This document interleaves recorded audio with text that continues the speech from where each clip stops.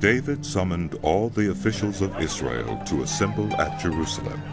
The officers over the tribes, the commanders of the divisions in the service of the king, the commanders of thousands and commanders of hundreds, and the officials in charge of all the property and livestock belonging to the king and his sons, together with the palace officials, the mighty warriors, and all the brave fighting men. King David rose to his feet and said, "Listen to me, my fellow Israelites, my people. I had it in my heart to build a house as a place of rest for the Ark of the Covenant of the Lord, for the footstool of our God, and I made plans to build it. But God said to me, 'You are not to build a house for my name, because you are a warrior and have shed blood.' Yet the Lord, the God of Israel, chose me from my whole family to be king over Israel forever. He chose Judah as leader, and from the house of Judah he chose my family. And from my father's sons he was pleased to make me king over all Israel. Of all my sons, and the Lord has given me many, he has chosen my son Solomon to sit on the throne of the kingdom of the Lord over Israel. He said to me, 'Solomon, your son, is the one who will build my house and my courts. For I have chosen him to be my son, and I will be his father.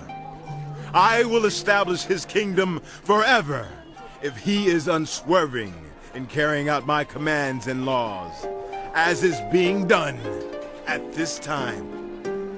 So now I charge you in the sight of all Israel and of the assembly of the Lord, and in the hearing of our God, be careful to follow all the commands of the Lord your God, that you may possess this good land and pass it on as an inheritance to your descendants forever.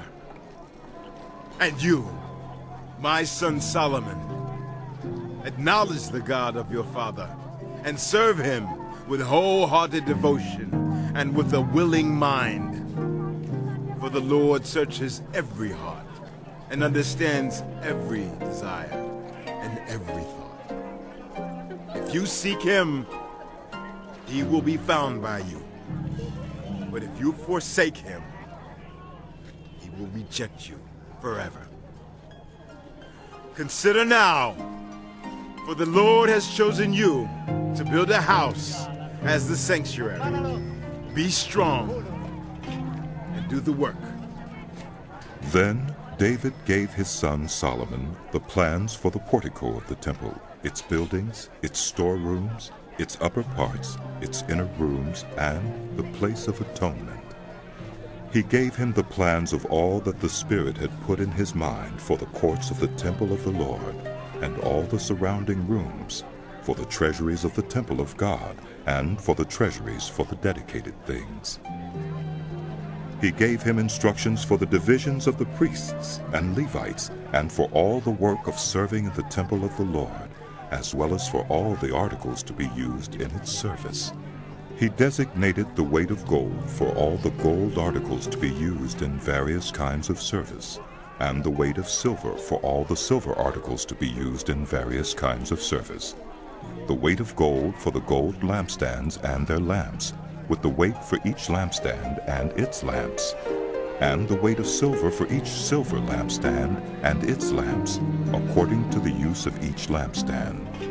The weight of gold for each table for consecrated bread, the weight of silver for the silver tables, the weight of pure gold for the forks, sprinkling bowls, and pitchers, the weight of gold for each gold dish, the weight of silver for each silver dish, and the weight of the refined gold for the altar of incense.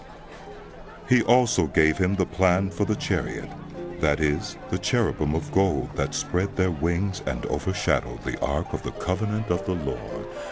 "All this," David said, "I have in writing as a result of the Lord's hand on me. And he enabled me to understand all the details of the plan.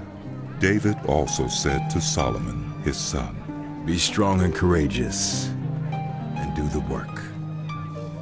Do not be afraid or discouraged, for the Lord God, my God, is with you. He will not fail you or forsake you until all the work for the service of the temple of the Lord is finished." The divisions of the priests and Levites are ready for all the work on the temple of God, and every willing person skilled in any craft will help you in all the work. The officials and all the people will obey your every